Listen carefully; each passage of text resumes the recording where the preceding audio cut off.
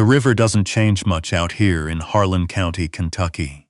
It still moves slow in August, brown and quiet between the limestone banks, the way it did when Ned Calhoun was a boy throwing rocks from the old rope bridge.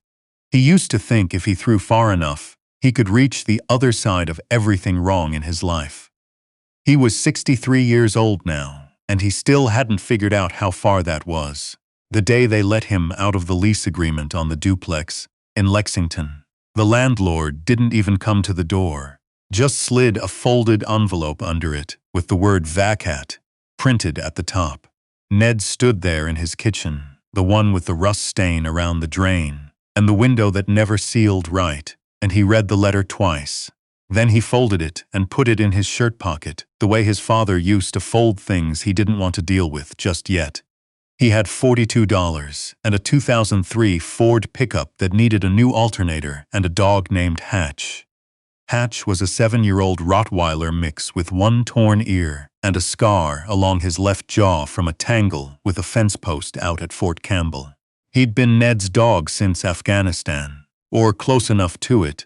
Ned had adopted him from a rescue organization that worked with veteran handlers when he came back stateside, and from that first week, the dog had slept at the foot of his bed without moving, without complaint, like he understood the assignment.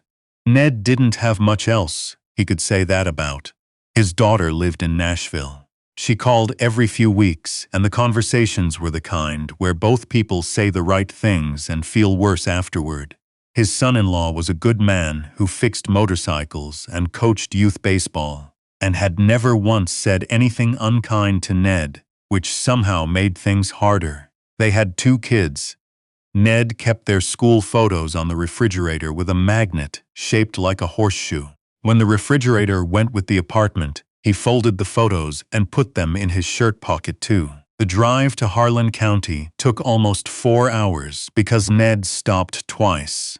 Once for gas, once because Hatch needed water and Ned needed to stand outside for a while and look at something that wasn't the inside of that truck. He pulled off at a rest area near Corbin and sat on a concrete barrier and watched Hatch sniff along the edge of a pine tree row.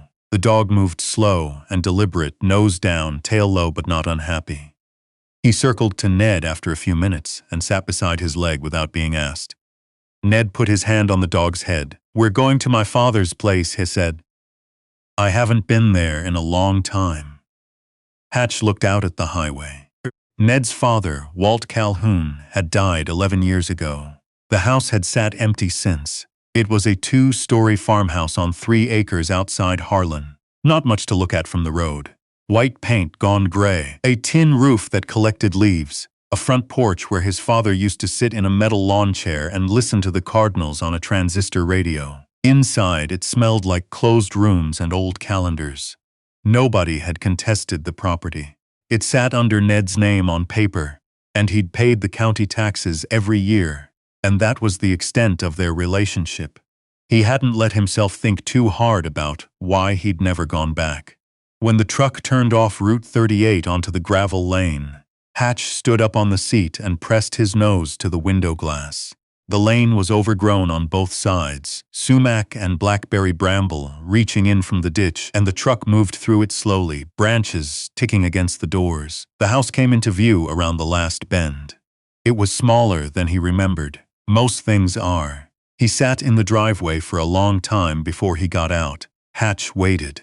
That was one of the things about the dog. He never pushed. Never whined at the door or pawed at Ned's arm. He just waited, and when Ned was ready, Hatch was ready. They went in through the back because Ned didn't have the front door key, and the back lock had always been loose. Inside, the kitchen was exactly as he'd left it the last time, which was the week after the funeral. His father's coffee mug was still on the counter beside the sink. White, with a small chip on the rim. Ned looked at it for a moment, and then looked away. The house had held up better than expected. A few shingles gone on the south side, some water damage along one corner of the ceiling in the back bedroom. But the structure was sound. His father had been meticulous about maintenance in a way he was never meticulous about much else. Ned unloaded the truck by flashlight because the power was off, and he didn't have a connection yet. He brought in his duffel, Hatch's food and water bowls, a sleeping bag, and a cardboard box of kitchen things. He found the circuit breaker and confirmed the power was out. Then found 2 candles in a kitchen drawer and lit them. He and Hatch ate dinner in the dark, more or less. Ned had a peanut butter sandwich and a can of beans heated on the camp stove he'd kept in the truck since his last deployment. Hatch had his kibble, and then walked once around the kitchen perimeter, nose along the baseboards, and came back and lay down near Ned's feet. "Good enough," Ned said, to no one in particular. He hadn't meant to lose the apartment. He hadn't meant for a lot of things. After he came back from his second tour in 2009, he'd spent the better part of 2 years getting his footing. Therapy through the VA, a job with a security firm, an apartment that didn't make him feel like the walls were moving. He'd been doing all right for a while. That was the word he used. All right. Not good, not thriving, just keeping pace. Then the firm downsized. Then his benefits appeal got kicked back twice. Then the landlord in Lexington raised the rent by $400, and Ned did the math on a napkin and understood that the math didn't work. He wasn't the only one. He knew that. There were men from his unit in worse shape, but knowing that didn't make the $42 feel like more. The power came on 2 days later. Ned drove into town and settled the connection with the electric company, then stopped at the hardware store for caulk and a box of nails and some weatherproofing tape for the back bedroom ceiling. The woman at the register had gray hair pinned back and reading glasses on a chain, and she looked at him a moment before she rang him up. "You Walt Calhoun's boy?" "Yes, ma'am." "He was a good man," she said, kept his word. Ned didn't say anything to that. He took his bag and his change and walked out into the August heat. He spent the first 2 weeks doing small repairs. Not because anyone asked him to, not because there was any plan, but because work was the thing he knew how to do when he didn't know what else to do. He recaulked the windows, replaced 3 boards on the porch, cleared the sumac from along the south fence line. Hatch followed him everywhere. When Ned crouched under the porch to check the foundation, Hatch lay at the edge and waited, watching the gap. The 3rd week was when things got complicated. Ned had walked into Harlan to pick up his mail. He'd listed the house address, and the P.O. box was still in his father's name. And he stopped at the diner on Main for coffee. He sat at the counter, and the woman next to him, someone he didn't know, looked over and said something about the Calhoun property. She said it casually, the way people do when they think they're repeating something everyone already knows. She said there'd been some question about the deed. Ned set down his coffee. The question, it turned out, had been raised by a man named Franklin Dodd. Dodd had been a business associate of Walt Calhoun's in the early 90s. A land deal, some kind of partnership for a parcel on the east side of the county. The partnership had dissolved.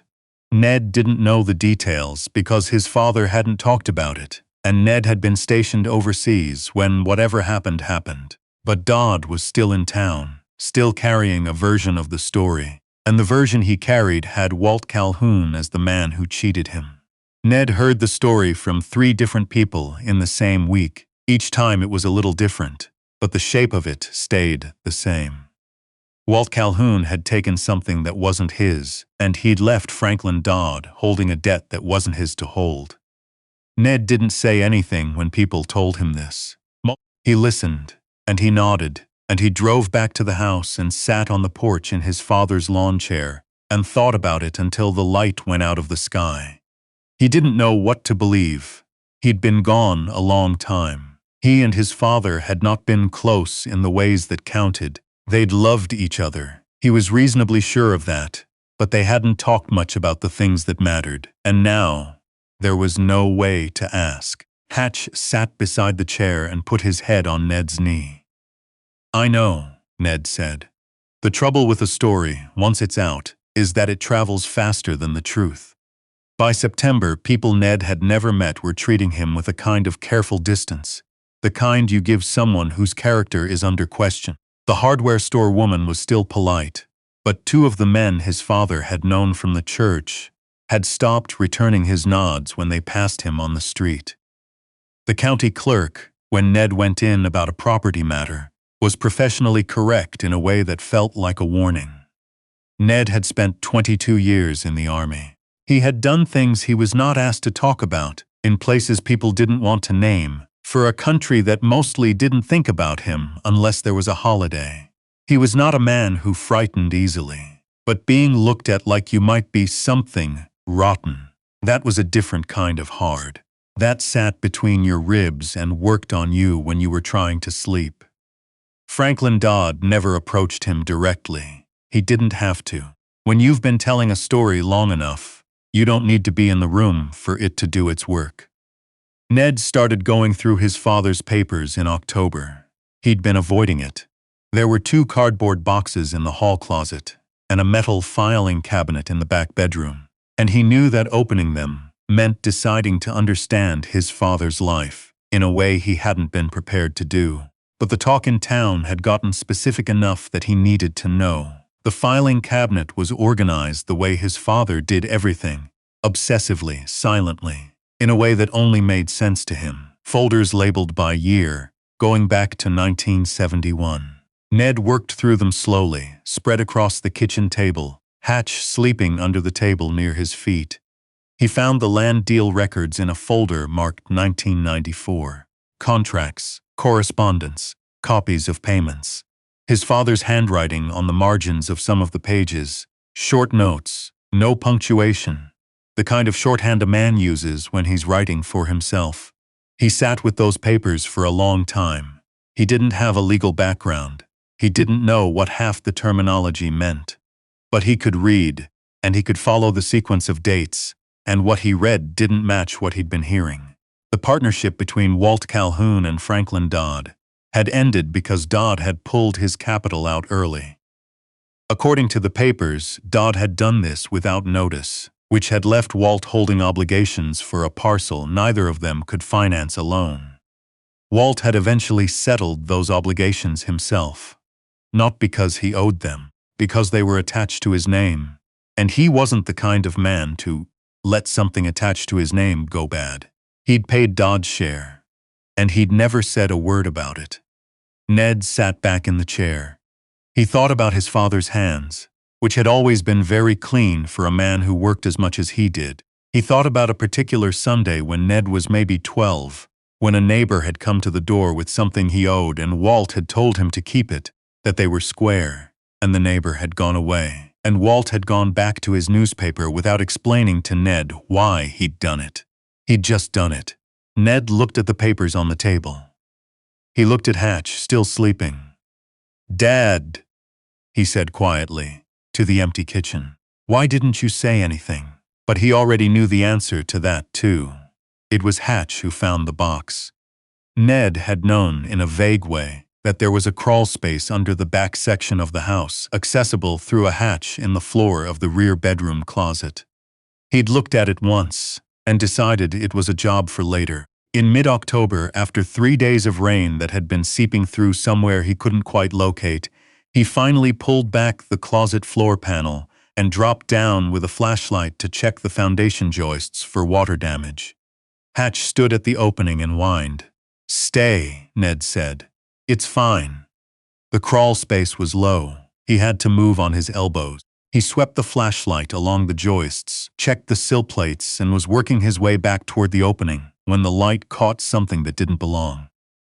Against the far wall, almost in the corner, there was a flat metal box, the kind used for fire protection of documents, not buried, just set there, between 2 joists, on a piece of folded canvas. Like someone had placed it. Ned worked his way over to it.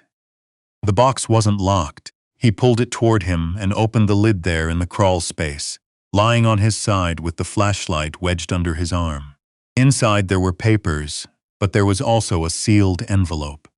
On the front, in his father's handwriting, slow, deliberate, the way his father wrote when he meant for something to last, was Ned's name. He stayed under the house for a long time after that. He came up eventually. Hatch was still at the opening, and when Ned emerged, the dog put his nose against Ned's arm immediately, checking him the way he always did when something had changed. "I'm okay," Ned said. He wasn't sure if he was. He sat on the edge of the bed and opened the envelope. The letter was 2 pages, both sides, written in his father's careful hand. He read it without stopping. Then he set it on the bed and looked at the wall. His father had known. Walt Calhoun had known from the beginning that what he'd done, paying off Dodd's obligations without telling anyone, would eventually be misunderstood. He'd known this because he understood how stories work in small towns. He'd made a decision anyway. He'd paid, stayed silent, and moved forward, because he believed, as he wrote it on the second page, that a man who explains himself to protect his reputation is doing it for himself, not for what's right. He'd also, with the particular thoroughness of a man who keeps records for 30 years, documented every transaction. The papers in the box were copies of everything Ned had found in the filing cabinet, plus 3 additional bank statements showing the exact transfers, plus a signed letter from the bank officer. At the time, a woman who had since retired to Florida, confirming the origin and direction of the funds. Everything that needed to be proven was there. His father had put it there deliberately. He'd put Ned's name on the envelope because he'd known. Eventually, Ned would need to know. He'd just let it wait until Ned was ready. Ned went to see an attorney the following week. Not a local attorney. He didn't want local, not yet, but a woman in Corbin who specialized in property and civil matters. Her name was on a flyer at the VA office there. He sat across from her desk and spread out the papers and explained the situation. She listened without interrupting, which he appreciated. When he finished, she looked at the documents for several minutes. She made some notes. Then she set down her pen and looked at him. "How long has this story been going around?" she asked. "About 2 months, more or less." "And the person spreading it, has he made any claims beyond reputation?" "He suggested to someone on the county board that the deed should be reviewed," Ned said. "I was told about that secondhand." She nodded. "The documentation here is comprehensive. Your father was very careful." "He was," Ned said. She said it would take some time, but that the picture was clear. A letter to the appropriate parties, along with the bank documentation, would be sufficient to address the deed question. As for Dodd, she said that was Ned's call. Some of it was defamation, technically, but the legal route was long, and the practical question was what Ned wanted the outcome to be. He thought about it on the drive back to Harlan. He didn't want to take Franklin Dodd to court. He didn't want to drag his father's name through a proceeding, even a winning one. What he wanted was simpler. He wanted people in that town to know. His father had been a good man. He wanted that to be the record. The attorney sent the letters in November. Ned didn't attend any meetings. He didn't make any calls. He delivered copies of the documentation to the county clerk himself, in person, in an envelope without a cover letter, and let it speak for itself. The hardware store woman saw him about a week later when he came in for weather stripping. "I heard something," she said, at the register. "I imagine you did," Ned said. She was quiet a moment, ringing up the weather stripping. Then she said, "Your daddy paid for that Dodd parcel himself. The bank records show it." "Yes, ma'am." "He never said a word about it." "No," Ned said. "He wouldn't." She handed him his change and held his eye for a moment. "He kept his word," she said again. And this time it meant something different than it had in August. Ned nodded. He took his bag and walked out into the November cold. Hatch was waiting in the truck. He had his head up, watching the door, and when Ned got in, the dog pushed his nose briefly against Ned's shoulder. "Yeah," Ned said. "I know. It didn't change everything." He still had $42. Well, less now, given a few months of expenses, and the house still needed work, and he still didn't know exactly what the next year looked like. But some things had settled. The way things settle when you've been carrying a question for a long time and you finally put it down. He drove back along Route 38 in the gray November light. The sumac had gone red, and the blackberries were stripped bare. The river was up a little from the fall rains, moving faster than it had in August, and he could see it through the trees as he crossed the bridge. He thought about his father sitting on that porch for 30 years, listening to the Cardinals on a transistor radio, letting people think whatever they were going to think. He thought about the envelope with his name on it, set carefully in the dark between two joists, waiting on a piece of folded canvas. He thought about how long some men are willing to wait. He turned onto the gravel lane. The sumac scratched at the truck doors. The house appeared at the end of the lane, smaller than he remembered, grayer than he'd like, a light on in the kitchen window where he'd left it burning. Hatch stood up on the seat as they came to a stop, tail moving slowly. "Come on," Ned said and opened the door. They walked up the porch steps together. The boards were solid underfoot. He'd replaced them himself 3 weeks ago in the September heat, with nails and a level and no particular plan beyond making something right that had gone wrong. He'd done that. He unlocked the door and they went inside, out of the cold.